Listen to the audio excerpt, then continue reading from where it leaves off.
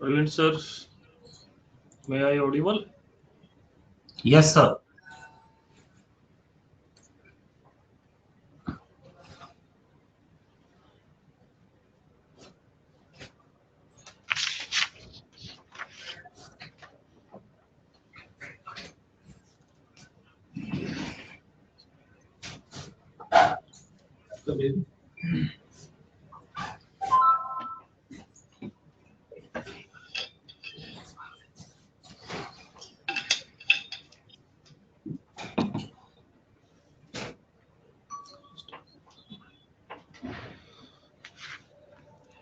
सभी को मेरा नमस्कार, गुड आफ्टरनून। मैं doctor Naresh Kumar Kumawat, senior medical officer Ayurveda, और मैं आयुष सेक्शन सीजीएचएस हेडक्वार्टर पे कार्यरत हूँ और मैं आज का वेबिनार का कन्वीनियर हूँ। जैसा कि आप सभी जानते हैं कि सीजीएचएस वेबिनार की इस 62वीं श्रृंखला और आयुष की 20वीं कड़ी में आप सभी का मैं हार्दिक स्वागत करता हूं और हमेशा की तरह मैं आपका प्रिय डॉक्टर नरेश कुमार कुमावत इस कार्यक्रम को कन्वीनर के रूप में उपलब्ध हूं। जैसा कि आप सभी जानते हैं, देश विदेश में एलोपैथी सिस्टम के साथ साथ में आयुष सिस्टम भी काफी प्रचलित है, जिसमें A for Ayurveda, Y for yoga and naturopathy, U for Unani, S for Siddha, H for homeopathy, ये आप सभी जानते हैं। इसी प्रकार हम प्रत्येक 2 महीने से आयुष पद्धति की एक शाखा से एक नए विषय के साथ में और एक्सपर्ट्स के साथ में उपस्थित होते हैं, आप सभी के बीच में उपस्थित होते हैं। अतः आज हम रीनल स्टोन, जिसे आप सभी आम भाषा में पथरी कहते हैं, वो क्या है, कैसे बनती है और होम्योपैथी में उसकी कैसे रोकथाम करें। होम्योपैथी में homeopathy of system medicine system में इसका रीनल स्टोन्स का मैनेजमेंट में क्या रोल है, इसके बारे में बात करने के लिए हमारे बीच में मौजूद है इस वेबिनार की मुख्य वक्ता डॉक्टर दीक्षा भार्गव मैडम, मुख्य चिकित्सा अधिकारी, देवनगर होम्योपैथी वेलनेस सेंटर के इंचार्ज के रूप में कार्यरत है। मैं आपका भी स्वागत करता हूं। महोदया सीजीएचएस में 16 वर्षों से लगातार अपनी सेवाएं दे रही हैं। महोदय अपने क्षेत्र की गोल्ड मेडलिस्ट रह चुकी हैं और रीनल स्टोन और स्किन डिजीजेज में एक्सपर्ट्स के रूप में कार्य कर चुकी है। महोदया को आमंत्रित करने से पहले मैं आप सभी से निवेदन करता हूं कि वेबिनार के दौरान कृपया अपने माइक को साइलेंट मोड में कर ले एवं वेबिनार में संबंधित पर्सन कृपया अपने चैट बॉक्स में टाइप करके सेंड करें। मैं आपका जो मॉडरेटर आपके जो पूछे गए सवालों का मैडम एक्सपर्ट्स को कम्युनिकेट करके और आपके प्रश्नों का उत्तर देने की कोशिश करूंगा और वेबिनार के अंतिम 10 मिनट में महत्वपूर्ण प्रश्नों का उत्तर स्पीकर महोदय द्वारा दिया जाएगा।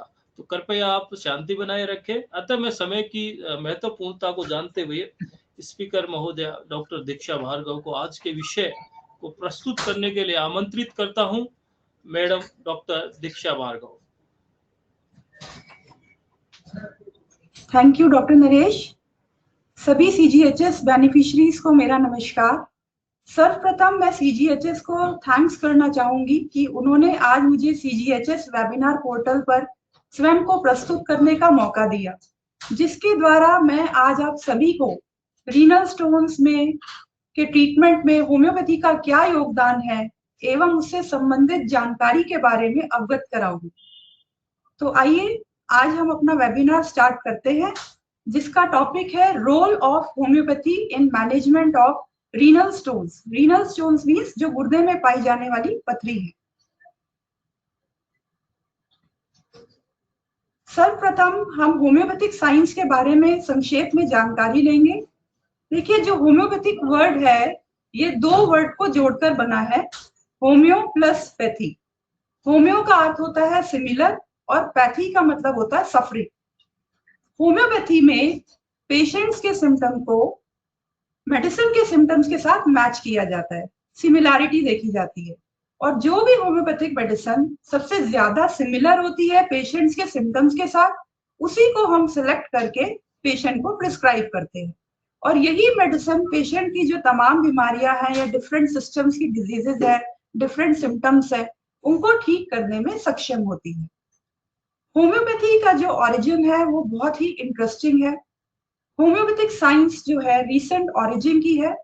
इसका ओरिजिन लगभग आज से 220 वर्ष पहले ईयर 1796 में हुआ था, कंट्री जर्मनी में। और इस महान साइंस के जो फाउंडर थे वे थे doctor Christian Friedrich Samuel Hahnemann. वे एक बहुत ही महान फार्मास्यूटिस्ट थे, यानी कि उनको दवाइयां बनाने का, डिस्पेंस करने का ज्ञान था। महान लिंग्विस्ट थे, मल्टीपल भाषाओं के ज्ञानी थे, और वे अपने समय के रिनाउंड जर्मन फिजिशियन भी थे, और वे एक एलोपैथिक डॉक्टर थे। एक बार वो एक बुक को ट्रांसलेट कर रहे थे जिसका नाम था कलेंस मैटेरिया मेडिका। उस बुक को वो इंग्लिश से जर्मनी में ट्रांसलेट कर रहे थे। जब ट्रांसलेशन कर रहे थे तो उन्होंने कहीं पर एक लाइन पढ़ी कि जो सिंकोना बार्क है, जिसे हम आम भाषा में कुनीन भी कहते हैं, वो मलेरिया को क्योर कर सकती है because of its bitterness. Bitterness means उसका जो कड़वा टेस्ट है। अब क्योंकि वो एक बहुत ही इंटेलेक्चुअल पर्सनालिटी थे, तो वो इस बात से कन्विंस नहीं हुए कि कोई भी मेडिसिन सिर्फ अपने बिटर टेस्ट की वजह से मलेरिया जैसी बीमारी को कैसे क्योर कर सकती है।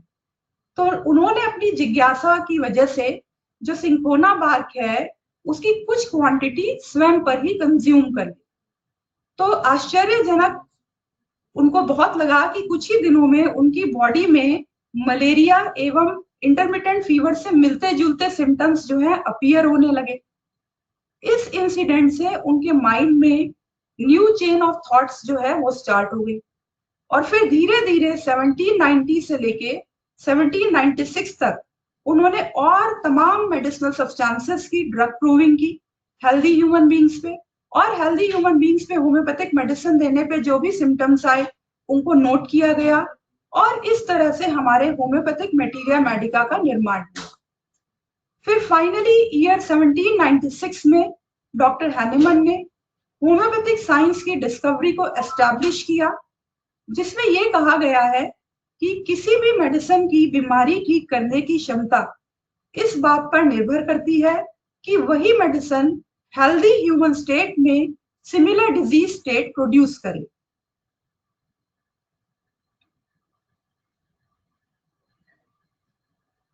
नेक्स्ट हम बात करते हैं प्रिंसिपल्स ऑफ होम्योपैथी के बारे में।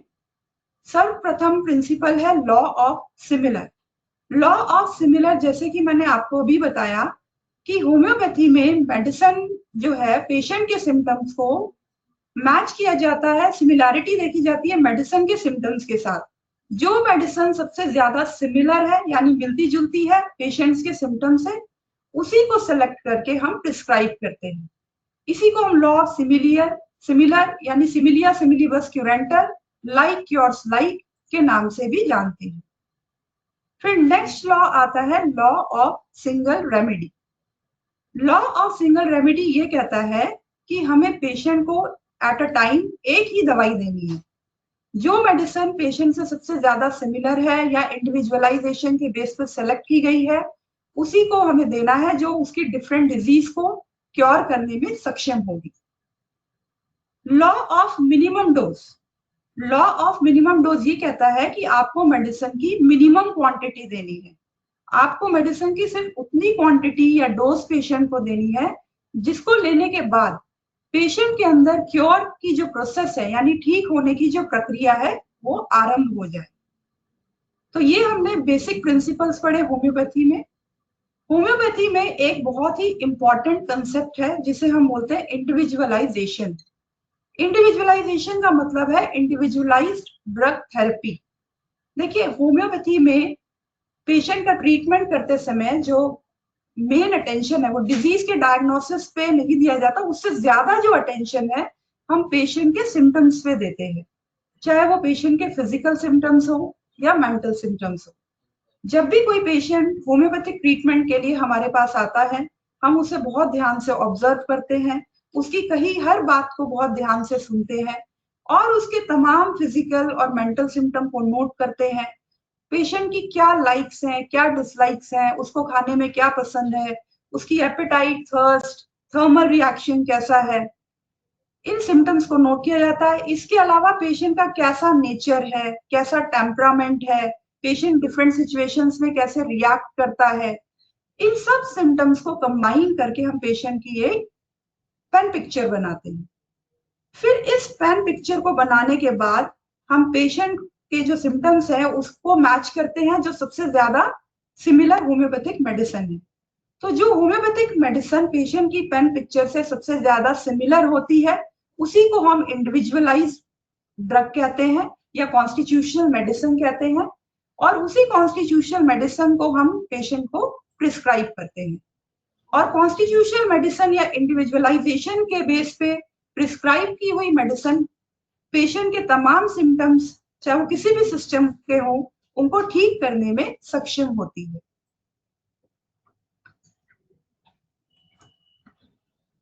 नेक्स्ट हम बात करते हैं कि होम्योपैथिक मेडिसिन के क्या सोर्सेज हैं, यानी होम्योपैथिक मेडिसिन हम कहाँ से प्रोक्योर कर सकते हैं। देखिए होम्योपैथिक मेडिसिन के जो सोर्सेज का स्कोप है वो बहुत ही वास्ट है। सबसे पहले प्लांट किंगडम में जितने भी प्लांट्स हैं जिनमें मेडिसिनल क्वालिटीज प्रेजेंट है उनके डिफरेंट पार्ट्स मेडिसिन बनाने के लिए यूज किए जाते हैं।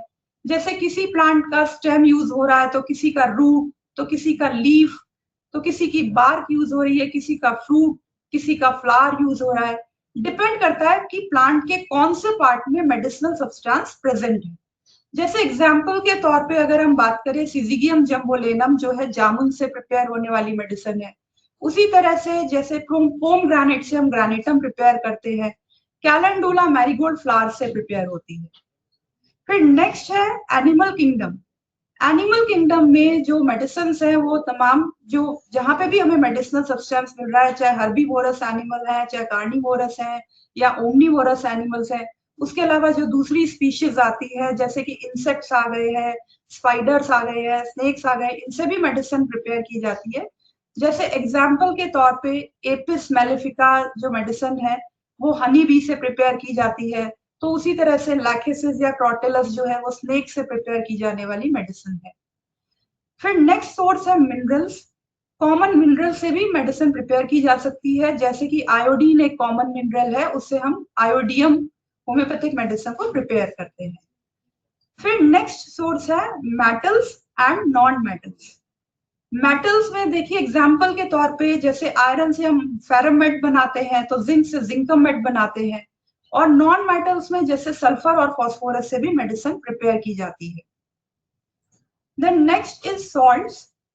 वेरियस सॉल्ट्स है या उनके कंपाउंड्स हैं उनसे भी मेडिसिन प्रिपेयर होती है। जैसे कैल्शियम कार्बोनेट से हम कैलकेरिया कार्ब बना रहे हैं, तो उसके अलावा जो आप कॉमन सॉल्ट है जो आप फूड में यूज करते हैं जिसे हम सोडियम क्लोराइड भी बोलते हैं, उससे हम नाट्रियम म्यूर होम्योपैथिक मेडिसिन प्रिपेयर करते हैं।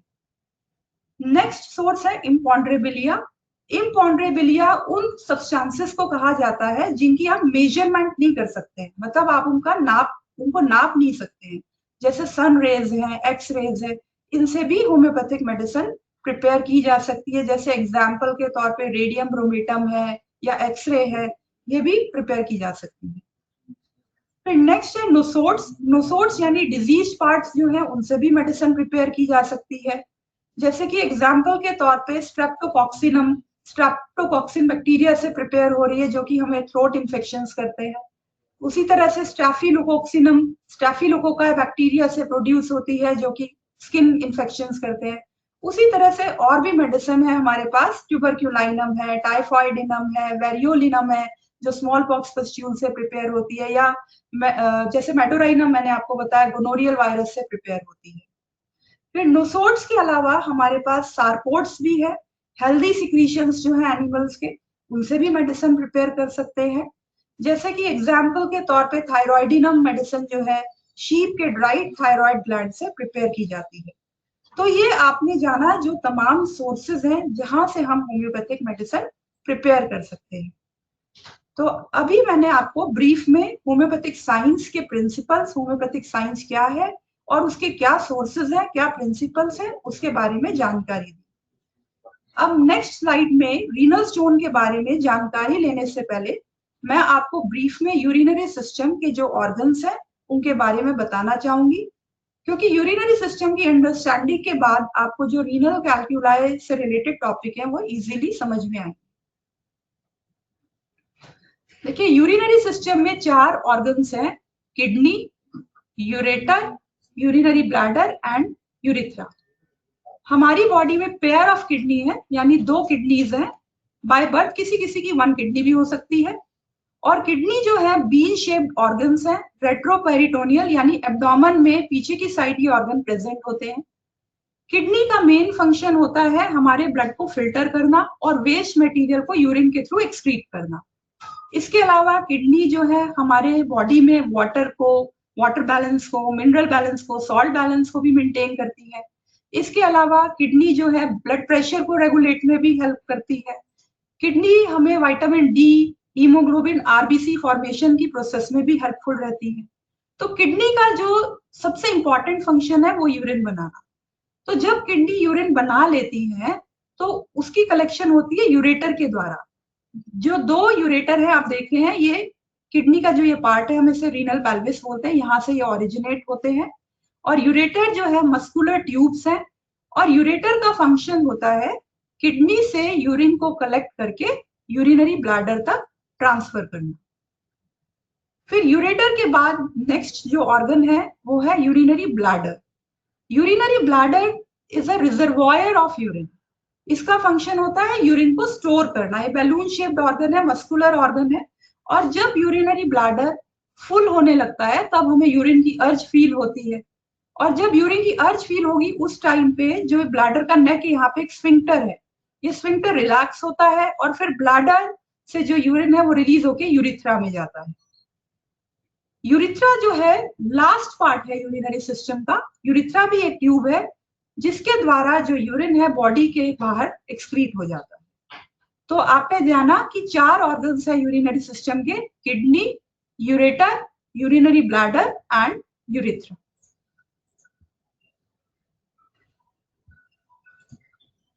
अब हम नेक्स्ट ये जानते हैं कि रीनल स्टोन्स क्या होते हैं। रीनल स्टोन्स जिन्हें आप पथरी भी कहते हैं, इनको मेडिकल टर्म में हम रीनल कैल्कुलाई या नेफ्रोलिथियासिस और यूरोलिथियासिस कहते हैं। किडनी स्टोन्स जो है सॉल्ट्स और मिनरल के हार्ड डिपॉजिट्स होते हैं। और किडनी स्टोन की जो फॉर्मेशन है वो किडनी में ही पूरी होती है, यानी इनकी जो बनने की प्रक्रिया है पूरी वो किडनी में ही होती है। और किडनी में बनने के बाद ये किडनी के टिश्यू से इंटरेक्ट करते हैं और फिर ये किडनी में भी सेटल हो सकते हैं। जैसे ये अपर कैलिक्स हो गया किडनी में, यहाँ पे सेटल हो सकते हैं, मिडल कैलिक्स में सेटल हो सकते हैं या फिर लोअर कैलिक्स में सेटल हो सकते हैं। और किडनी से निकलने के बाद यही स्टोन जो है यूरेटर में आ फंस सकते हैं, यूरेटर के बाद ब्लैडर में आके फंस सकते हैं या फिर यूरिथ्रा में आकर फंस सकते हैं। अब हम जानते हैं कि रीनल कैल्कुलाई की फॉर्मेशन कैसे होती है, स्टोन्स कैसे बनते हैं।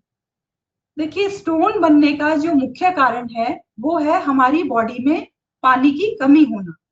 अगर किसी भी रीजन से हमारी बॉडी में पानी की कमी हो रही है तो उससे क्या होगा, यूरिन कंसंट्रेट होने लगेगा। अब यूरिन कंसंट्रेट होगा तो उसमें क्या होगा, जो वेस्ट मटेरियल्स हैं वो क्रिस्टल्स बनाने लगेंगे। हमारी जो किडनी है उसका बेसिक फंक्शन क्या है, ब्लड को फिल्टर करना। और ब्लड को फिल्टर करके जो वेस्ट मटेरियल्स हैं उनको यूरिन के माध्यम से बॉडी से बाहर निकालना। लेकिन अगर किसी रीजन से यूरिन कंसंट्रेट होने लगता है तो ये जो तमाम वेस्ट मटेरियल हैं जिसमें oxalate, phosphate, uric acid, cystine इत्यादि शामिल है, ये सब जुड़कर किडनी में कैल्शियम के साथ कंबाइन होकर कैल्शियम ऑक्सलेट या कैल्शियम फॉस्फेट के क्रिस्टल बनाने लगते हैं। यानी पानी की कमी में ये कैल्शियम ऑक्सलेट, कैल्शियम फॉस्फेट इत्यादि के क्रिस्टल्स बनाते हैं। और फिर ये जो छोटे छोटे क्रिस्टल्स हैं ये एक दूसरे के साथ स्टिक होकर रीनल कैल्कुलाई का रूप ले लेते हैं और फिर किडनी में ही सेटल हो जाते हैं।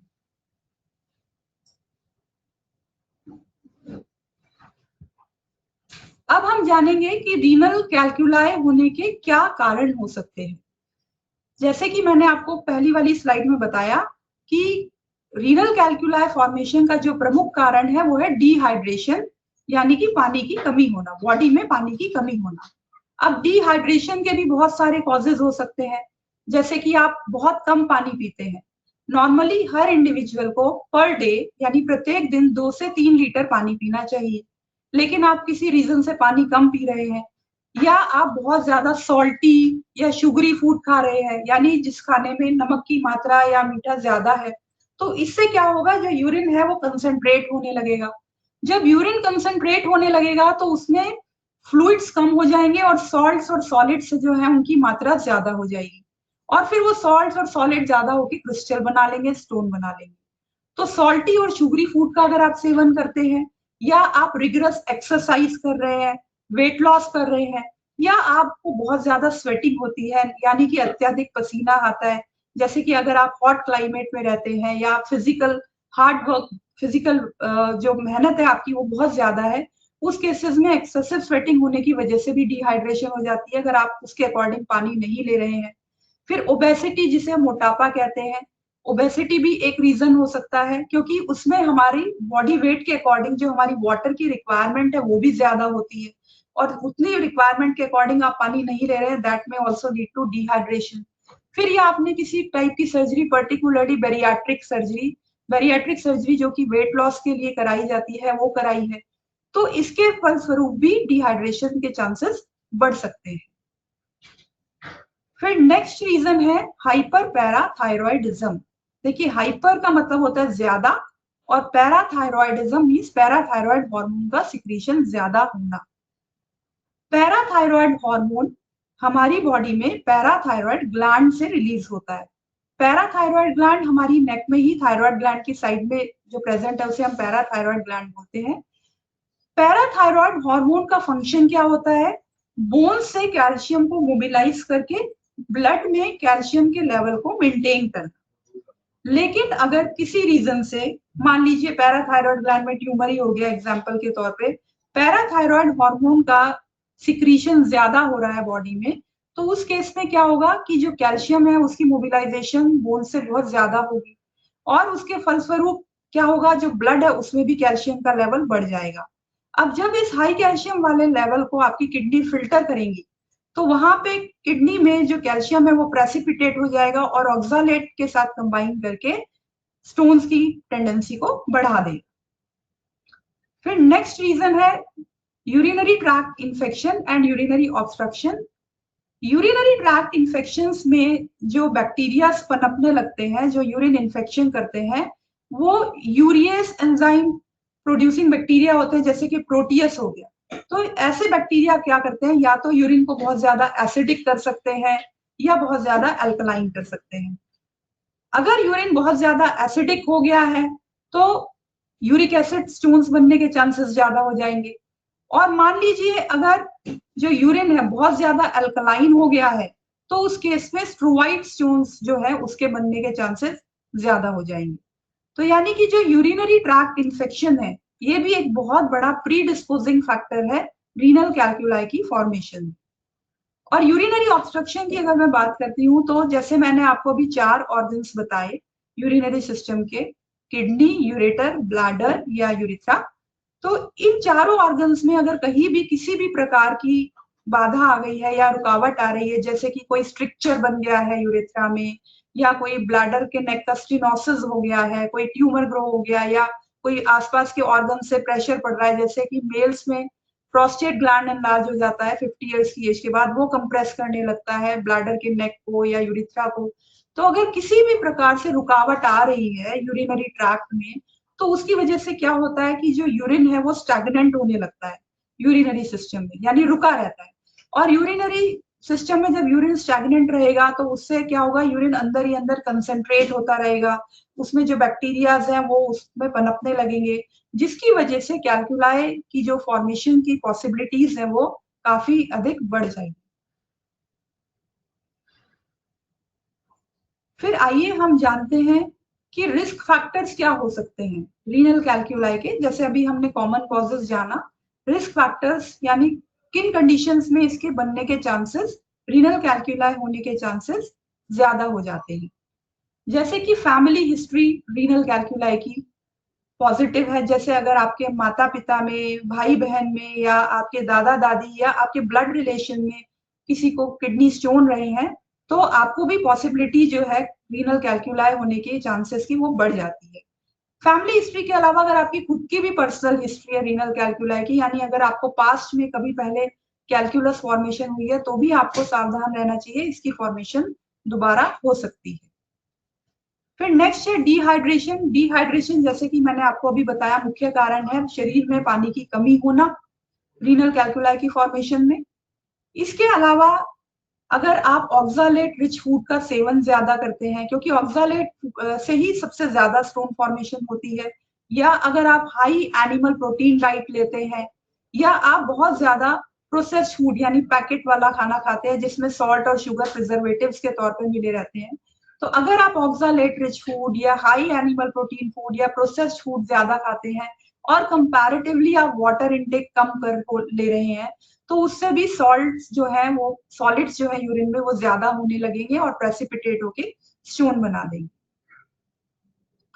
फिर ओबेसिटी मैंने बताया, ओबेसिटी जो है वो खाली रीनल कैल्कुलाई का ही रिस्क फैक्टर नहीं है, ओबेसिटी अपने आप में एक इन्विटेशन है बहुत सारी डिजीजेस के लिए, जैसे कि अगर आपको डायबिटीज है, हाई ब्लड प्रेशर है, या जॉइंट डिसऑर्डर्स है, या कोई भी टाइप की डिजीज है, रीनल कैल्कुलाई है, ये एक बहुत बड़ा प्रीडिस्पोजिंग फैक्टर है।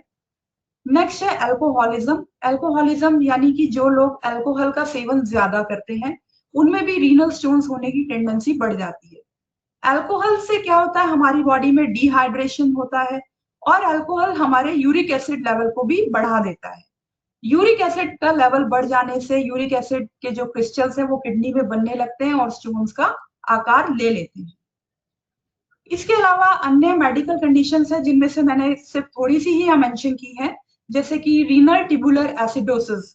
रीनल ट्यूबुलर एसिडोसिस में क्या होता है, किडनी की जो क्षमता है एसिड्स को ब्लड से रिमूव करने की, यूरिन के माध्यम से रिमूव करने की, वो कम हो जाती है और ब्लड में हमारे एसिड्स का लेवल जो है वो ज्यादा होने लगता है।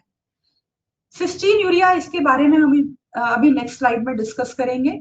हाइपर पैराथायरॉयडिज्म, जैसे कि मैंने आपको भी बताया, पैराथायरॉयड हार्मोन का सिक्रीशन ज्यादा होना, या फिर अगर आपको रिपीटेड यूरिनरी ट्रैक्ट इन्फेक्शन हो रहे हैं, तो ये सब जो कंडीशंस है ये सारे रिस्क फैक्टर्स हैं जो रीनल कैल्कुलाई होने के जो चांसेस हैं उनको काफी बढ़ा देते हैं। आइए अब हम जानते हैं डिफरेंट टाइप्स ऑफ रीनल कैल्कुलाई के बारे में। रीनल कैल्कुलाई जो है मेनली 4 तरह के होते हैं, calcium based stones, struvite stones, uric acid stones and cystine stones. Calcium based stones जो है सबसे आम तौर पर पाए जाने वाले किडनी कैल्कुलाई हैं। इनकी जो फॉर्मेशन होती है वो कैल्शियम ऑक्सालेट या कैल्शियम फॉस्फेट सॉल्ट से होती है, और कैल्शियम बेस्ड स्टोन उन पेशेंट्स में ज्यादा पाए जाते हैं जो वाटर इनटेक कम करते हैं और ऑक्सालेट रिच फूड जैसे कि चाय है, कॉफी है, चुकंदर है, पालक है, रुबब है, नट्स है, बीट रूट है, ये इनका सेवन जब आप ज्यादा कर रहे हैं, ऑक्सालेट रिच फूड अगर आप ज्यादा ले रहे हैं, तो उस केस में भी कैल्शियम बेस्ड स्टोन्स की जो टेंडेंसी है बनने की वो ज्यादा हो जाएगी। और जो कैल्शियम बेस्ड स्टोन्स हैं ये बहुत ही हार्ड होते हैं और काफी पेनफुल होते हैं। नेक्स्ट है स्ट्रोवाइट स्टोन्स। स्ट्रोवाइट स्टोन्स उन पेशेंट्स में बनते हैं जिनको रिपीटेड यूरिनरी ट्रैक्ट इन्फेक्शन हो जाता है, जिन पेशेंट्स में प्रोटियस जो बैक्टीरिया है वो पनपने लगता है और वो यूरियस बना के यूरिन को अल्कलाइन कर देता है।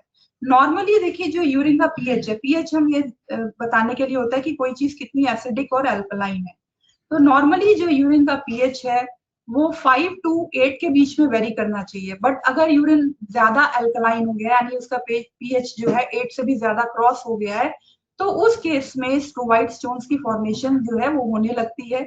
ये स्टोन्स जो है अमोनियम मैग्नीशियम फॉस्फेट से बनते हैं, और इन स्टोन्स की जो टेंडेंसी है वो ये है कि ये बहुत ही फास्ट स्पीड से ग्रो करते हैं और बहुत ही जल्दी बहुत बड़ा आकार ले लेते हैं, और बड़ा आकार लेके आपकी किडनी में सेटल हो जाते हैं।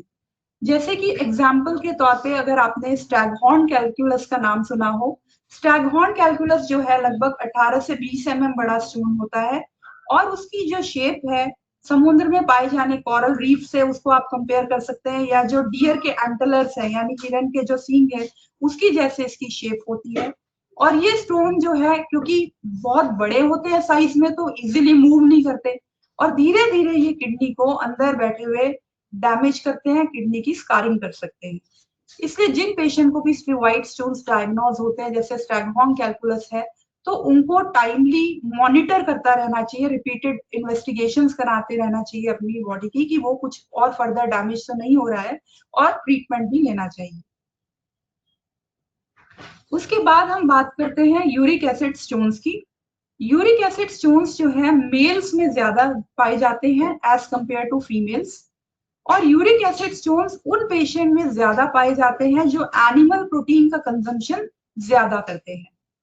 यूरिक एसिड स्टोन उन पेशेंट में भी ज्यादा मिलेंगे जिनको गाउट है। गाउट का अगर आपने कभी नाम सुना हो, जिसमें हमारा ब्लड का यूरिक एसिड लेवल जो है वो बढ़ने लगता है, और यूरिक एसिड के जो क्रिस्टल्स हैं हमारे जॉइंट्स पे डिपॉजिट होने लगते हैं, जिससे हमें जॉइंट पेन भी होने लगता है। या अगर किसी पेशेंट की स्ट्रॉन्ग फैमिली हिस्ट्री है यूरिक एसिड स्टोन्स की, या कोई पेशेंट कीमोथेरेपी ले रहा है, तो उनमें भी यूरिक एसिड स्टोन्स होने की जो पॉसिबिलिटी है वो ज्यादा होती है। फिर लास्ट वैरायटी है सिस्टीन स्टोन्स की। सिस्टीन स्टोन्स जो है रेयरेस्ट वैरायटी है, यानी कि ये आमतौर पे नहीं पाए जाते हैं। ये एक हेरिडिटरी कंडीशन या जेनेटिक डिसऑर्डर हम जिसे बोल सकते हैं, जिसका नाम है सिस्टीन यूरिया, उसमें पाए जाते हैं। सिस्टीन यूरिया में क्या होता है कि यूरिन में सिस्टीन का जो लेवल है वो ज्यादा होने लगता है। सिस्टीन एक टाइप का अमीनो एसिड है, एक टाइप का प्रोटीन है। तो जब इसका यूरिन में लेवल ज्यादा होने लगेगा तो यही सिस्टीन किडनी में प्रेसिपिटेट होके क्रिस्टल बना लेगा, सिस्टीन के क्रिस्टल बना लेगा, और फिर वहीं पे स्टोन की फॉर्मेशन कर देगा। तो ये तो आपने जाना डिफरेंट टाइप्स ऑफ रीनल कैल्कुलाई के बारे में।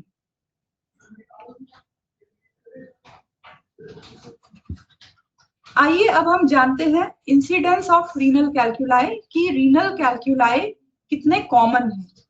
देखिए जो रीनल स्टोन्स हैं मेल्स में ज्यादा पाए जाते हैं एज कंपेयर टू फीमेल्स।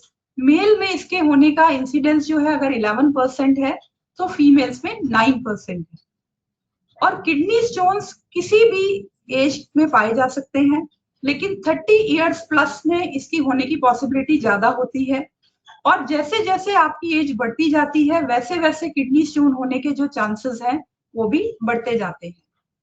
और अगर हम एक सर्वेक्षण की स्टडी देखें तो national health and nutrition examination survey के अकॉर्डिंग वर्ल्ड की पॉपुलेशन का जो 9.3% पार्ट है वो किडनी स्टोन से सफर कर रहा है, यानी कि 100 में से हर 9th या 10th पर्सन को कहीं ना कहीं रीनल कैल्कुलाई है। और मेरे ख्याल से अगर आप भी अपने आसपास देखें, अपने फ्रेंड्स में या रिलेटिव्स में या अड़ोस पड़ोस में, तो आपको एक ना एक केस रीनल कैल्कुलाई का अपने आसपास जरूर मिलेगा। तो ये बहुत ही कॉमन प्रॉब्लम है मॉडर्न सिनेरियो में।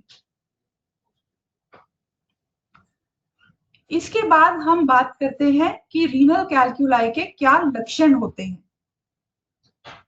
रीनल कैल्कुलाई का जो सबसे इंपॉर्टेंट सिम्टम है वो पेन यानी दर्द होना, जिसे हम रीनल कॉलिक भी बोलते हैं। रीनल कॉलिक जो है यानी किडनी स्टोन से जो पेन स्टार्ट होता है उसकी बिगनिंग लोअर बैक से होती है, क्योंकि किडनी जो है हमारी लोअर बैक में पीछे की साइड लोअर एब्डोमेन में बैक साइड पे प्रेजेंट होती है। तो लोअर बैक में जो है पेन स्टार्ट होगा, और लोअर बैक से पेन स्टार्ट होके एब्डोमेन की साइड्स में जाएगा। एब्डोमेन की साइड्स को हम फ्लैंक्स भी बोलते हैं और लॉइंस भी बोलते हैं। मान लीजिए अगर आपको लेफ्ट किडनी में स्टोन है तो लेफ्ट लोअर बैक में पेन होगा, अगर आपको राइट किडनी में स्टोन है तो राइट लोअर बैक में पेन होगा। फिर लोअर बैक से पेन स्टार्ट होके एब्डोमेन के साइड्स में जाएगा, और फिर ये एब्डोमेन के फ्रंट में आएगा। एब्डोमेन के फ्रंट में आने के बाद जो पेन है वो नीचे ग्रॉइंस तक जाएगा। ग्रॉइंस जो थाइस और एब्डोमेन के बीच का जो फोल्ड है उसको हम ग्रॉइन बोलते हैं। मान लीजिए अगर स्टोन किडनी से निकलकर यूरेटर में आ फंसा है तो जो पेन है वो बैक से स्टार्ट होके लोअर बैक से स्टार्ट होके लोअर एब्डोमेन के फ्रंट तक रेडिएट होगा और फिर ग्रॉइंस तक रेडिएट होगा। और अगर स्टोन जो है वो यूरिथ्रा तक पहुंच गया या ब्लैडर नेक पे अटक गया है तो जो पेन है वो जेनाइटल ऑर्गन्स तक भी रेडिएट हो सकता है। और पेन की जो इंटेंसिटी है वो वेरिएबल होती है। जैसे कि अगर आपको किसी पेशेंट को बड़े स्टोन्स हैं तो उनकी मूवमेंट कम होती है, तो उस केसेस में पेन जो है वो डल एकिंग पेन होगा लोअर बैक में और लोअर एब्डोमेन में। लेकिन अगर स्टोन जो है छोटा है और मूवमेंट कर रहा है, मूव करा अपनी जगह से और आके फंस गया है, तो पेन बहुत ही शार्प होता है, इनटॉलरेबल होता है, और पेशेंट को यूरिन पास करते समय भी काफी पेन हो सकता है। बर्निंग सेंसेशन यानी जलन की फीलिंग हो सकती है यूरिन पास करते समय। और पेन के साथ पेशेंट को नॉजिया और वॉमिटिंग यानी कि उल्टी आना, जी मिचलाना जैसे लक्षण भी हो सकते हैं, चक्कर आ सकते हैं।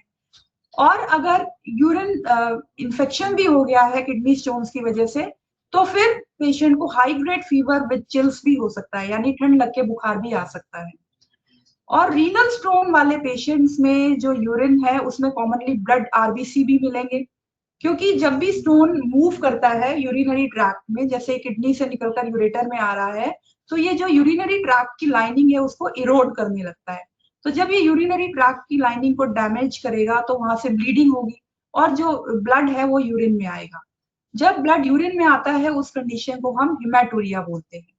तो रीनल स्टोन वाले पेशेंट को जो यूरिन है वो रेडिश ब्राउन हो सकता है, क्लाउडी हो सकता है, फाउल स्मेलिंग भी हो सकता है। इसके अलावा जरूरी नहीं कि हर पेशेंट में सिम्टम हो रीनल कैल्कुलाई के। कभी कभी जो रीनल कैल्कुलस है वो साइलेंट यानी एसिम्टोमेटिक भी हो सकते हैं, यानी आपको कोई सिम्टम नहीं आएगा। जैसे कि एग्जाम्पल के तौर पे स्टैगहॉर्न कैल्कुलस, जो कि काफी बड़ा स्टोन होता है और वो आपकी पूरी किडनी को ऑक्युपाई कर लेता है। उसकी जो मूवमेंट है वो ना के बराबर होती है, और मूवमेंट नहीं करता स्टोन तो पेन भी नहीं होता। पेन यूजुअली तभी होता है जब स्टोन मूव कर रहा है। तो जो स्टैगहॉर्न कैल्कुलस है वो एसिम्प्टोमेटिक भी होता है, साइलेंट भी रहता है, और इसका जो डायग्नोसिस है वो एक इंसिडेंटल फाइंडिंग होती है। मतलब आप अल्ट्रासाउंड कराने गए हैं किसी और रीजन से, मान लीजिए आपको गैस की प्रॉब्लम हो रही है या आपको पेट में थोड़ा दर्द हुआ, आपने सोचा चलो हम अपना लीवर चेक करा लेते हैं। आप अल्ट्रासाउंड कराने जाते हैं लीवर के लिए, पर वहां पे आपको डायग्नोज होता है कि आपकी किडनी में तो इतना बड़ा स्टोन है। तो जो बड़े स्टोन्स है वो इंसिडेंटल डायग्नोसिस ही उनका होता है और वो यूजुअली एसिम्प्टोमेटिक है। बट इन स्टोन का भी टाइमली डायग्नोज होना, टाइमली ट्रीटमेंट होना, टाइमली मॉनिटरिंग बहुत जरूरी है।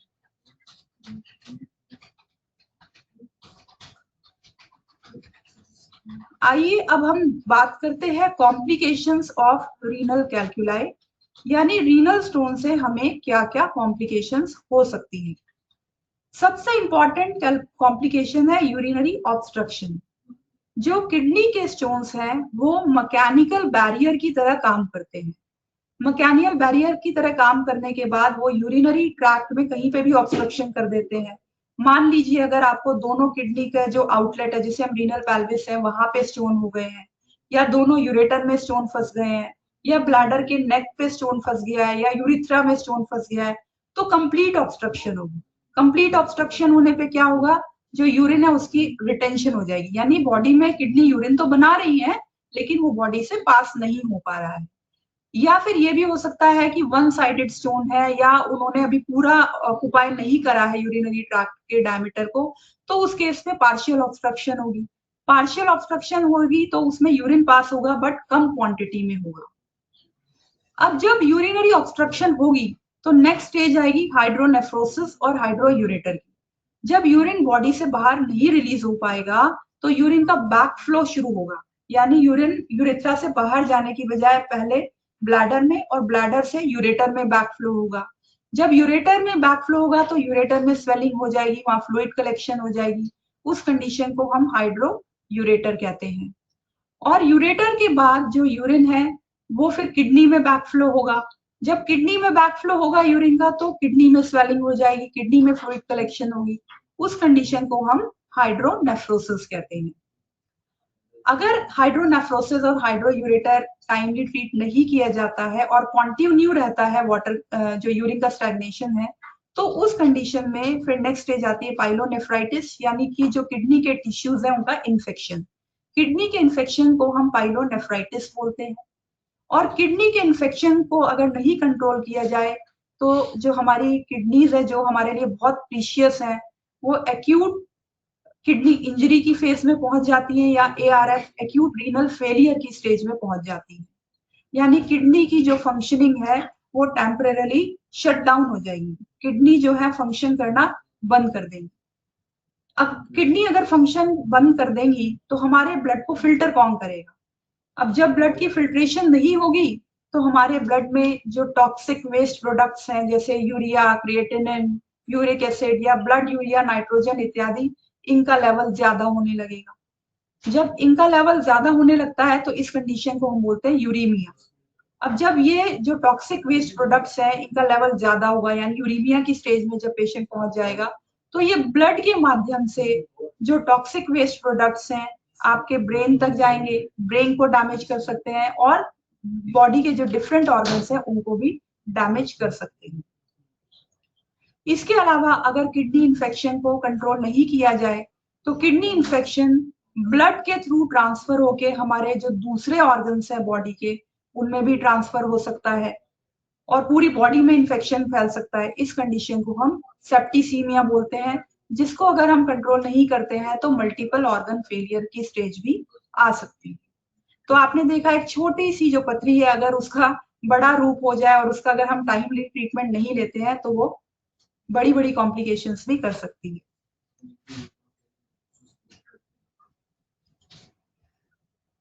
अब हम जानते हैं कि हम इन्वेस्टिगेशंस क्या कराएं रीनल कैल्कुलाई के डायग्नोसिस के लिए। जो डायग्नोस्टिक्स टूल्स मॉडर्न साइंस में यूज होते हैं वही होम्योपैथिक साइंस में यूज होते हैं डायग्नोसिस के लिए। सबसे कॉमन इन्वेस्टिगेशन जो है वो है ultrasound scan, KUB। KUB means kidney ureter bladder. Ultrasound जो है सबसे सेफ इन्वेस्टिगेशन है क्योंकि ये नॉन इन्वेजिव होती है, पेशेंट के लिए हार्मफुल नहीं होती है और अल्ट्रासाउंड में लगभग जो स्टोन्स हैं उनका जो एग्जैक्ट साइज है और जो एग्जैक्ट लोकेशन है वो हमें पता लगती है। अल्ट्रासाउंड स्कैन के अलावा हम एक्सरे KUB भी करा सकते हैं, यानी कि अगर कोई स्टोन रेडियो ओपेक है तो उसकी जो शेडो है एक्सरे में कैच हो जाती है तो एक्सरे KUB भी करा सकते हैं। या अगर किसी पेशेंट को यूरिथ्रा में स्टोन फंस गया है मान लीजिए तो वो भी एक्सरे KUB में कैच होगा, अल्ट्रासाउंड में नहीं होगा। और अगर किसी भी रीजन से अल्ट्रासाउंड या एक्सरे में स्टोन कैच नहीं हो पाता है तो हम CT स्कैन KUB कराते हैं। जैसे कि पेशेंट के अंदर सारे सिम्टम्स है रीनल कैल्कुलाई के पर वो अल्ट्रासाउंड या एक्सरे में कहीं नहीं आ रहा है, या जैसे कुछ स्टोन्स रेडियोलूसेंट है यानी जिनकी शेडो नहीं बनती है एक्सरे पे, या बहुत छोटे स्टोन्स हैं जो नहीं कैच हो पा रहे हैं एक्सरे अल्ट्रासाउंड में, तो एग्जैक्ट लोकेशन और एग्जैक्ट साइज पता लगाने के लिए हम CT स्कैन KUB भी करा सकते हैं। इसके अलावा IVP जो एक इन्वेस्टिगेशन है जो नेफ्रोलॉजिस्ट जब आपको एडवाइस करेंगे तभी करानी है क्योंकि एक ये डाई इंजेक्ट करके की जाती है और यूरिनरी ट्रैक्ट का ऑब्स्ट्रक्शन का जो लेवल है वो इसमें देखा जाता है। इसके अलावा एक इम्पॉर्टेंट इन्वेस्टिगेशन है किडनी फंक्शन टेस्ट की। किडनी फंक्शन टेस्ट जो है एक ब्लड टेस्ट है। जब हमारी किडनी स्टोन की वजह से किडनी इंपैक्ट होने लगती है यानी किडनी डैमेज होने लगती है तो किडनी के जो पैरामीटर्स है वो भी डिरेंज होंगे, जैसे urea, creatinine, calcium, phosphorus, uric acid इत्यादि, इनका लेवल बढ़ने लगता है। तो किडनी से रिलेटेड कॉम्प्लिकेशन के लिए, किडनी की हेल्थ को मॉनिटर करने के लिए KFT भी कराया जाता है। नेक्स्ट इन्वेस्टिगेशन है lab analysis of composition of renal कैल्कुलाई। जो पेशेंट स्टोन को कैच कर देते हैं उनको स्टोन को कलेक्ट करके लैब में भेजना चाहिए और उसके केमिकल कॉम्पोजिशन का एनालिसिस कराना चाहिए। उससे उन्हें यह पता चल पाएगा कि रीनल कैल्कुलाई किस पदार्थ से बना है। मान लीजिए अगर वो ऑक्सालेट से बना है तो ऑक्सालेट रिच फूड अवॉइड कर सकते हैं, अगर यूरिक एसिड से बना है तो आप यूरिक एसिड वाली डाइट को अवॉइड कर सकते हैं, डाइटरी रिस्ट्रिक्शंस फॉलो कर सकते हैं जिससे कि आपको रिकरेंस ना हो। फिर नेक्स्ट इन्वेस्टिगेशन है यूरिन टेस्ट जो कि आम इन्वेस्टिगेशन है। रूटीन माइक्रोस्कोपिक में यूरिन का जैसे पीएच ज्यादा एसिडिक या अल्कलाइन मिलेगा, यूरिन में RBCs ज्यादा मिलेंगे, यूरिन में ऑक्सालेट क्रिस्टल्स पॉजिटिव मिलेंगे या यूरिन में बैक्टीरिया पॉजिटिव मिलेगा और यूरिन कल्चर है तो उसमें भी जो यूरिन इन्फेक्शन है वो कैच हो पाएगा। तो ये मेन इन्वेस्टिगेशंस हैं जो रीनल कैल्कुलाई के लिए कराई जाती है। नेक्स्ट हम आते हैं प्रिवेंशन पे, यानी कि रीनल कैल्कुलाई की प्रिवेंशन हम रोकथाम कैसे करें। प्रिवेंटिव जो स्टेप्स मैं आपको बता रही हूँ, ये जिन पेशेंट को रीनल कैल्कुलाई है उनके लिए भी इंपॉर्टेंट है और जिनको नहीं है उनके लिए भी यूजफुल रहेगी। सबसे पहले इसमें है कि आपको 2 से 3 लीटर पानी प्रत्येक दिन पीना है, यानी 12 गिलास पानी आपको रोज पीना है। अगर आपको स्वेटिंग ज्यादा होती है किसी भी रीजन से, तो जो वाटर की रिक्वायरमेंट है 3 लीटर से बढ़ के 4 से 5 लीटर भी हो सकती है। तो आपको सफिशिएंट अमाउंट में पानी पीना है, बॉडी में हाइड्रेशन मेंटेन करना है, यानी कि जो आपका यूरिन है वो ट्रांसपेरेंट या पेल येलो ही होना चाहिए, डार्क येलो नहीं होना चाहिए, जो कि डिहाइड्रेशन का साइन होगा। पर ये वाली जो इंस्ट्रक्शन है उन पेशेंट के लिए एडवाइजेबल नहीं है जिनको किडनी फेलियर है, क्योंकि किडनी फेलियर वाले पेशेंट को एक लिमिटेड अमाउंट डॉक्टर सजेस्ट करते हैं वाटर की, तो वो अपने डॉक्टर के अनुसार जो जितनी अमाउंट उन्होंने वाटर की एडवाइस की है वही ले। किडनी फेलियर के पेशेंट्स को छोड़कर बाकी हर इंडिविजुअल को 2 से 3 लीटर पानी प्रतिदिन पीना चाहिए। पानी के अलावा जो दूसरे तरल पदार्थ हैं आप उनका सेवन भी ज्यादा कर सकते हैं, जैसे कि लेमोनेड यानी नींबू पानी, नारियल पानी, फ्रूट जूसेस, बटर मिल्क जिसे लस्सी या छाछ भी बोलते हैं हम। ये जो तरल पदार्थ हैं डायूरेटिक्स की तरह काम करते हैं, यूरिन का आउटपुट बढ़ाते हैं और जो सॉल्ट्स एवं सॉलिड्स हैं उनको यूरिन के माध्यम से एक्सक्रीट करने में हेल्पफुल रहते हैं। नेक्स्ट है कि आपको जैसे ही कोई भी सिम्टम आता है बॉडी में रीनल स्टोन का, जैसे आपको भी मैंने पहले जानकारी दी, तो आपको तुरंत ही अपने नजदीकी डॉक्टर को दिखाना है। मान लीजिए आपको लोअर एब्डोमेन में पेन हो रहा है, यूरिन पास करते समय डिफिकल्टी हो रही है या यूरिन में ब्लड आ रहा है, तो उस केस में आप अपने नजदीकी डॉक्टर को दिखाएं और डॉक्टर जो भी आपको इन्वेस्टिगेशन और ट्रीटमेंट दे रहे हैं उनको सिंसियरली फॉलो करें। नेक्स्ट प्रिवेंटिव स्टेप्स जो है वो फीमेल के लिए ज्यादा इंपॉर्टेंट है। फीमेल्स पर्टिकुलरली मेंस्ट्रुअल साइकिल के दौरान हाइजीन मेंटेन करें, जो मंथली साइकिल्स हैं उस दौरान हाइजीन मेंटेन करें, जिनसे कि उनको यूटीआई यानी यूरिनरी ट्रैक्ट इन्फेक्शन ना हो, क्योंकि यूटीआई अपने आप में ही एक बहुत बड़ा प्री डिस्पोजिंग फैक्टर है रीनल कैल्कुलाई के लिए। फिर मेडिसिन आपको एक क्वालिफाइड डॉक्टर की कंसल्टेशन से ही लेनी है। आपको इंटरनेट से पढ़कर या किसी रिलेटिव ने कोई मेडिसिन बता दी है तो उसके ही कहने से आपको दवाई नहीं लेनी है, because little knowledge is always dangerous for your body.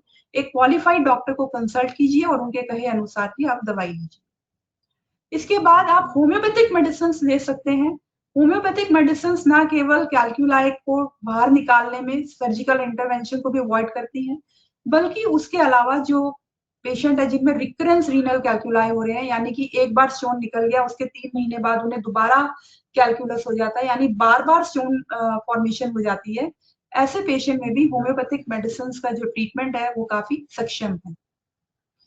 फिर जिन पेशेंट को फैमिली हिस्ट्री है रीनल कैल्कुलाई की, या जो अभी स्टैगहोर्न कैल्कुलस से सफर कर रहे हैं, या जिनको बार बार स्टोन हो जाते हैं, या जिनको पहले स्टोन हुए हुए हैं, उनको हर 6 महीने में अपना अल्ट्रासाउंड केयूबी कराना चाहिए और कैल्कुलाई को मॉनिटर करते रहना चाहिए। तो ये जो आपको स्टेप्स मैंने बताए हैं डूज, यानी ये चीजें आपको करनी है। नेक्स्ट प्रिवेंटिव स्टेप्स में हम आते हैं डोंट्स पे। डोंट्स यानी जो आपको नहीं करनी है। आपको बहुत ज्यादा शुगरी या सॉल्टी फूड नहीं खाना है, क्योंकि वो यूरिन को कंसंट्रेट करने लगता है।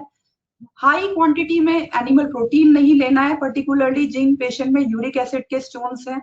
उसकी बजाय आप प्लांट बेस्ड प्रोटीन लीजिए, क्योंकि प्लांट बेस्ड प्रोटीन जो होता है वो easy to digest, easy to excrete रहता है। इसके अलावा ऑक्सालेट रिच फूड को अवॉइड कीजिए जिन पेशेंट को स्टोन है। ऑक्सालेट रिच फूड में चॉकलेट्स, चाय, कॉफी, पालक, रुबाब, नट्स या बीटरूट यानी चुकंदर इत्यादि शामिल है। फिर कैंड फूड और प्रोसेस्ड फूड आपको ज्यादा नहीं लेना है, क्योंकि कैंड फूड और प्रोसेस्ड फूड में नमक और जो शुगर की मात्रा है वो ज्यादा रहती है, जो कि अगेन यूरिन को कंसंट्रेट करता है। अल्कोहल कंज्यूम नहीं करना है, अल्कोहल आपको डिहाइड्रेशन करता है, यूरिक एसिड लेवल बढ़ा के स्टोन करता है। यूरिन को बहुत लंबे समय तक होल्ड नहीं करना है। कभी कभी हम अपने काम में व्यस्त होकर यूरिन को होल्ड कर देते हैं। यूरिन को अगर आप ज्यादा टाइम तक होल्ड करेंगे, रिलीज नहीं करेंगे, तो यूरिन अंदर ही अंदर कंसंट्रेट होता रहेगा और उसमें सॉल्ट्स की मात्रा अधिक होती रहेगी। फिर जिन पेशेंट को रिकरेंट यूटीआई रहता है, जल्दी जल्दी यूरिनरी ट्रैक्ट इन्फेक्शन होते हैं, उनको जो डर्टी पब्लिक टॉयलेट्स हैं उनको यूज करने से बचना चाहिए। और लास्ट बट नॉट लीस्ट, आपको डॉक्टर की कंसल्टेशन के बिना अपने आप से कोई ट्रीटमेंट नहीं लेना। फिर होम्योपैथिक ट्रीटमेंट के बारे में मैं बताना चाहूंगी रीनल कैल्कुलाई में। होम्योपैथिक मेडिसिन देखिए, जो हमारे रीनल स्टोन्स है वो 2 mm से लेके 20 mm तक का जो उनका साइज है कॉमनली वेरी करता है। बट मेरे एक्सपीरियंस के अनुसार जो 8 mm तक के स्टोन्स हैं वो आप होम्योपैथिक मेडिसिन के माध्यम से पेनलेस तरीके से और सर्जरी को अवॉइड करके बॉडी से निकाल सकते हैं। और जिन पेशेंट में स्टोन बनने की टेंडेंसी बार बार स्टोन हो जाता है, यानी एक बार लिथोट्रिप्सी कराई थी, रेडिएशन डाल के स्टोन निकलवाया, फिर 3 महीने बाद हो गया या 6 महीने बाद हो गया, ऐसे केसेस में हम इंडिविजुअलाइजेशन के बेस पे या जो कॉन्स्टिट्यूशनल होम्योपैथिक मेडिसिन है उसके बेस पे जो पेशेंट की रिकरेंस रीनल कैल्कुलाई की टेंडेंसी है उसको जड़ से समाप्त कर सकते हैं। फिर होम्योपैथिक मेडिसिन जो है हमारी बॉडी की राइट या लेफ्ट साइड की एफिनिटी भी रहती है। जैसे अगर आपको राइट किडनी में स्टोन है तो अलग दवाई दी जाएगी होम्योपैथी में, और लेफ्ट किडनी में स्टोन है तो अलग दवाई दी जाएगी, ब्लैडर में स्टोन है तो अलग दवाई दी जाएगी। ये सिर्फ आपको एक होम्योपैथिक फिजिशियन ही बता सकता है कि आपको कौन सी दवाई लेनी है और कब लेनी है। फिर स्टोन्स के अलावा जो होम्योपैथिक मेडिसिन है वो कॉम्प्लिकेशंस को भी प्रिवेंट करती है। और मान लीजिए अगर आपके जो ऑर्गन्स है यूरिनरी सिस्टम के वो डैमेज हो गए हैं स्टोन की वजह से, तो उनकी भी हीलिंग करती है, उनके स्ट्रक्चर को भी मेंटेन करती है, आपके जो इम्पोर्टेंट ऑर्गन्स है उनको प्रिजर्व करती है, यानी मेंटेन करके रखती है। होम्योपैथिक मेडिसिन रीनल स्टोन के ट्रीटमेंट के दौरान डिफरेंट फॉर्म्स में दी जा सकती है, जैसे लिक्विड यानी मदर टिंचर की फॉर्म में, या गोलियों की फॉर्म में, या टैबलेट यानी बायोकेमिक या ट्राइचुरेशन की फॉर्म में दी जा सकती है। लेकिन एक बात ध्यान रखिए कि कोई स्पेसिफिक मेडिसिन नहीं है होम्योपैथी में रीनल कैल्कुलाई के लिए, यानी सिर्फ आप एक दवाई को लेबल नहीं कर सकते कि इसको लेंगे और रीनल कैल्कुलाई ठीक हो जाएगा। फिर कुछ इंस्ट्रक्शंस हैं जो मैं बताना चाहूंगी होम्योपैथिक ट्रीटमेंट के दौरान। होम्योपैथिक मेडिसिन आपको खाने से हाफ एन आवर पहले या हाफ एन आवर बाद में लेनी है। जिस समय आपके माउथ में किसी भी स्ट्रॉन्ग चीज का फ्लेवर है, जैसे कि गार्लिक है, रॉ अनियन है, या कॉफी है, या इलायची है, जब तक उसका फ्लेवर है तब तक दवाई मत लीजिए। जब फ्लेवर चला जाता है, खत्म हो जाता है, तब दवाई लीजिए। इसलिए होम्योपैथिक मेडिसिन का जो सेवन है वो खाने से एटलीस्ट हाफ एन आवर पहले या हाफ एन आवर बाद में आपको करना है। और अगर होम्योपैथिक ट्रीटमेंट लेते समय आपकी कोई लाइफ सेविंग ड्रग्स चल रही है, मान लीजिए ब्लड प्रेशर की, डायबिटीज की या हार्ट की, तो आपको उन्हें रोकना नहीं है, वो कंटिन्यू रहनी चाहिए। आप इन दवाइयों से होम्योपैथिक ट्रीटमेंट जो मेडिसिन है उनका 1 आवर का गैप करके कंज्यूम कर सकते हैं। Then consult only qualified homeopathic physician, जो क्वालिफाइड होम्योपैथिक डॉक्टर है सिर्फ उनको ही कंसल्ट कीजिए, जो बुक्स पढ़ के आपको एडवाइस दे देते हैं दैट इज आधी अधूरी इंफॉर्मेशन। तो एक क्वालिफाइड होम्योपैथिक फिजिशियन को ही कंसल्ट कीजिए। और आप अपनी जो नियरेस्ट सीजीएचएस होम्योपैथिक डिस्पेंसरी है जहाँ पे आपके लिए best consultation, best medicine available है, विजिट कर सकते हैं रीनल कैल्कुलाई के ट्रीटमेंट के लिए। दिल्ली में लगभग 15 होम्योपैथिक डिस्पेंसरीज हैं। इसके अलावा जितनी भी मेट्रोपॉलिटन सिटीज है इंडिया में, वहां पे भी सीजीएचएस होम्योपैथिक डिस्पेंसरी की फैसिलिटी अवेलेबल है। अब लास्ट में मैं आपको ब्रीफ में ये कुछ केसेस दिखा रही हूँ। ये केस 1 है। ये एक मेल का केस है जिनकी एज 34 ईयर्स है। ये मेरे पास 23 फरवरी 2023 में आए थे और बहुत पेनफुल कंडीशन में आए थे। तो आप देख रहे हैं इनके सीटी स्कैन में 7 mm का स्टोन आया हुआ है यूरेटर में, राइट अपर यूरेटर में। और ये जो सज्जन है सर्जरी के लिए इन्होंने परमिशन ले ली थी। नेक्स्ट डे इन्होंने सोचा था कि मैं सर्जरी करवा लूंगा, बट इनको किसी ने सलाह दी कि एक बार होम्योपैथिक ट्रीटमेंट लीजिए। फिर इन्होंने होम्योपैथिक ट्रीटमेंट ट्राई किया, और हम जब ट्रीटमेंट इन्होंने सिंसियरली किया, 23 फरवरी को ये आए थे, फिर इनका स्टोन जो है वो मेडिसिन से निकल गया। देखिए 10 मार्च 2023 को, यानी कि लगभग 17 से 18 दिन बाद जब इनका सीटी स्कैन रिपीट कराया गया तो इनके जो यूरेटर में कोई स्टोन नहीं था। और पहली रिपोर्ट में आपने देखा था इनको मल्टीपल टाइनी कंक्रीशंस भी थे, लेकिन ट्रीटमेंट के बाद कोई भी जो कंक्रीशन से मल्टीपल ना रह के सिर्फ 2 रह गए। और इसके अलावा एक ही और केस है, और एक और केस है जिसमें जो 5.7 mm का कैलकुलस था, और इन पेशेंट ने भी जब 2 महीने ट्रीटमेंट लिया तो लगभग इनका स्टोन भी निकल गया अल्ट्रासाउंड। लास्ट में मैं थैंक यू करना चाहूंगी आप सभी को कि आप सबने मुझे टाइम दिया, मेरी बातों को ध्यान से सुना। आशा करती हूँ कि मैंने जो भी आपको एडवाइस दिया है या बताया है, यह जानकारी आपके लिए यूजफुल रहेगी। and I am thankful to AD headquarter Dr. Manoj Jain sir, JD Ayush Dr. Ashok Iti sir, Dr. Sushma Dureja ma'am for giving me this opportunity, and Dr. Naresh Kumar for moderating this session, और NIC team के लिए जिन्होंने इस webinar को organise की। Thank you so much. बहुत बहुत धन्यवाद मैडम, आपने बहुत ही सुंदर तरीके से होम्योपैथी के सिद्धांत, उनका ओरिजिन्स, सोर्सेज, रिस्क फैक्टर्स, क्या करना चाहिए क्या नहीं करना चाहिए, बहुत ही सुंदर तरीके से और बहुत ही जो सिंपल भाषा, जो हमारे जो लाभार्थी हैं समझ सकते हैं, उस भाषा में आपने उसको बताया। और मोस्टली जो सभी लाभार्थी थे उनके क्वेश्चंस आपने जो बताया उसी में से इन्वॉल्व है, मतलब उनके जवाब हैं, उनके जो क्वेश्चंस के जवाब हैं उनको आपकी स्लाइड्स में ऑलरेडी मिल चुके हैं। तो कुछ क्वेश्चंस हैं जो सिलेक्टिव्स हैं। तो एक लाभार्थी हैं, वो पूछना चाहते हैं कि क्या कैल्शियम टैबलेट खाने से भी पथरी हो सकती है क्या?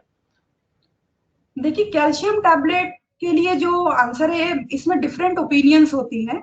मेरा मानना ये है कि कैल्शियम कोई एनीमी नहीं है जिन पेशेंट को रीनल कैल्कुलाई है। अगर आप डाइटरी सोर्सेज के थ्रू जैसे कैल्शियम लेते हैं, यानी जो आपके जो नॉर्मल डाइट प्रोडक्ट्स है उसके थ्रू कैल्शियम ले रहे हैं, तो कोई रिस्ट्रिक्शन नहीं है। पर अगर कोई पेशेंट कैल्शियम टैबलेट खा रहा है, मान लीजिए उसे ऑस्टियोपोरोसिस है या ऑस्टियोपीनिया है, उसके लिए कैल्शियम टैबलेट खा रहा है, तो उसको ये एडवाइस है कि वो कैल्शियम टैबलेट का जो सेवन है वो मील्स के साथ करे, यानी खाने के साथ करे, और पानी की क्वांटिटी ज्यादा ले। अगर वो कैल्शियम की टैबलेट का इंटेक खाने के साथ करते हैं तो कैल्शियम ऑक्सालेट की जो बाइंडिंग है वो इंटेस्टाइन में ही हो जाएगी और किडनी में नहीं होगी। और अगर वो सफिशिएंट अमाउंट में पानी पी रहे हैं कैल्शियम टैबलेट के साथ, तो एक्सेस कैल्शियम जो है वो यूरिन से भी एक्सक्रीट हो जाएगा। तो कैल्शियम टैबलेट ले सकते हैं, बट उसको कंट्रोल्ड वे में लेना है, मतलब आपकी जो रिक्वायरमेंट है उसके अनुसार लेना है, खाने के साथ लेना है और पानी अधिक पीना है। बहुत बढ़िया तरीके से मैडम आपने बताया। फिर भी मैं लाभार्थियों को कहना चाहूँगा कि कैल्शियम टैबलेट्स लेते समय अपने जो फिजिशियंस हैं उनकी सलाह जरूर लें और उनकी परामर्श के अनुसार ही कैल्शियम की टैबलेट्स लें। इसके साथ में एक क्वेश्चन और हमारे लाभार्थी पूछना चाह रहे हैं कि क्या होम्योपैथिक मेडिसिन भी रिएक्शंस कर सकती हैं क्या, यानी ये साइड इफेक्ट्स के बारे में पूछना चाह रहे हैं। तो देखिए, इसके बारे में प्लीज। देखिए, अगर होम्योपैथिक मेडिसिन जो है वो मैच करके पेशेंट को सिम्टम्स ध्यान रख के की गई है तो कोई हार्म नहीं करती हैं, इनके साइड इफेक्ट्स भी नहीं होते हैं। बट ऑफ कोर्स कोई भी सब्सटेंस जिसकी मेडिसिनल क्वांटिटी है, अगर वो बहुत लंबे समय से आप ले रहे हैं या बिना डॉक्टर की परामर्श के ले रहे हैं, तो वो ऑफ कोर्स नुकसान कर सकती है। तो आप जब भी होम्योपैथिक मेडिसिन लें तो आप डॉक्टर की परामर्श से लें। बट हाँ, ऑफ कोर्स होम्योपैथी से ट्रीटमेंट लेते समय साइड इफेक्ट्स नहीं होते हैं कि जैसे आपने कोई मेडिसिन लिए तो आपको एसिडिटी ज्यादा हो रही है, ऐसा नहीं। ओके मैम, एक हमारे लाभार्थी ये भी पूछना चाह रहे हैं कि जैसे होम्योपैथी दवाएं हैं, खाने से पहले, खाने के बाद में, ब्रेकफास्ट के बाद में, कई बार क्या होता है कि लाइफ स्टाइल डिसऑर्डर जैसे कि बीपी, शुगर से इनकी एलोपैथिक मेडिसिन भी चल रही होती है, तो उनके बीच में कितना गैप रखें और कैसे कहें।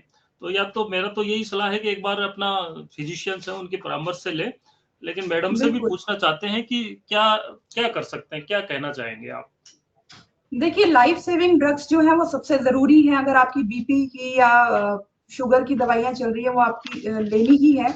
आप उनसे 1 घंटे का गैप कर सकते हैं होम्योपैथिक मेडिसिन का, क्योंकि 1 आवर इज सफिशिएंट कि उनका जो एक्शन है वो ओवर हो गया होगा। उसके बाद आप होम्योपैथिक मेडिसिन गैप करके 1 घंटे का मिनिमम गैप मैं कह रही हूँ, अगर हो सके तो 2 घंटे का गैप करके भी ले सकते हैं, साथ में कंटिन्यू कर सकते हैं ट्रीटमेंट। ओके, एक कॉमन होम्योपैथिक मेडिसिन है बर्बरीज करके, मोस्टली काफी जो लाभार्थी हैं, पेशेंट्स होते हैं, काउंटर से परचेज करके यूज कर सकते हैं। लेकिन जैसे आपने बताया कि लेफ्ट और राइट यूरेटर्स और किडनी, इसमें भी उसका जो कंसंट्रेशन और मेडिसिन की जो फॉर्म चेंज हो जाती है। तो इसके बारे में हमारे लाभार्थियों को थोड़ा सा बताएं, क्योंकि वो इसके बारे में अवेयर नहीं है, जानकारी नहीं रख पाते। देखिए, बर्बरीज वल्गारिस जो कि बारबेरी प्लांट से बनती है मेडिसिन, ये बहुत कॉमन मेडिसिन है और वेल इंडिकेटेड मेडिसिन है रीनल कैलकुलस में। लेकिन जैसे कि मैंने आपको बताया, होम्योपैथी में कोई भी स्पेसिफिक मेडिसिन नहीं होती है। आपकी सिम्टम्स के अनुसार मेडिसिन सेलेक्ट की जाती है। और बर्बेरिस वल्गैरिस के अलावा भी बहुत सारी दवाइयां हैं होम्योपैथी में, तो सिर्फ बर्बेरिस वल्गैरिस ही लेना रीनल कैल्कुलाई के लिए काफी नहीं है। आप अपने नजदीकी होम्योपैथिक डॉक्टर को दिखाएं, वो आपके सिम्टम के अकॉर्डिंग आपको जो भी होम्योपैथिक मेडिसिन देंगे उसको कंज्यूम करें। Okay, thank you so much speaker महोदय doctor Diksha Bhargava madam. Renal stone क्या है, कैसे उसके सिम्टम्स होते हैं, कैसे उसकी रोकथाम करेंगे, सब कुछ, और होम्योपैथी में उसका क्या कर सकते हैं, कैसा उसको मैनेज कर सकते हैं, इसके बारे में बहुत अच्छी जानकारी दी आपने। इसके साथ ही समय को महत्वपूर्णता उसको समय समाप्ति की हो रहा है, उसी को ध्यान में रखते हुए मैं हमारे director sir doctor Manoj Jain, हमारे एडिशनल डायरेक्टर्स मैडम, इसके साथ साथ में हमारे joint director Ayush doctor Ashok MIT, साथ में डॉक्टर सुषमा दुरेजा मैडम, और साथ में ही मैं MCTC और NIC की को वेबिनार की सुंदर व्यवस्था और बहुत सिस्टमेटिक तरीके से व्यवस्था करने के लिए हृदय से हार्दिक आभार व्यक्त करता हूं। और सभी श्रोतागण जो उनके बिना हम ये कंप्लीट नहीं कर पाते हैं, तो ध्यानपूर्वक और धैर्यपूर्वक सुनने के लिए धन्यवाद करता हूं। और हम आयुष के नए विषय के साथ में वेबिनार के माध्यम से फिर आपके साथ उपस्थित होंगे। तब तक के लिए सभी को मेरे हृदय से धन्यवाद। और अभी जो मानसून की पहली बारिश जो आप सभी को उसकी हार्दिक शुभकामनाएं, और आपके जीवन में एक हैप्पीनेस लेके आए, और उसी के साथ में मैं आप सभी को समाप्ति के लिए सबको धन्यवाद कहना चाहता हूं और सभी से मैं अनुमति चाहता हूं। धन्यवाद।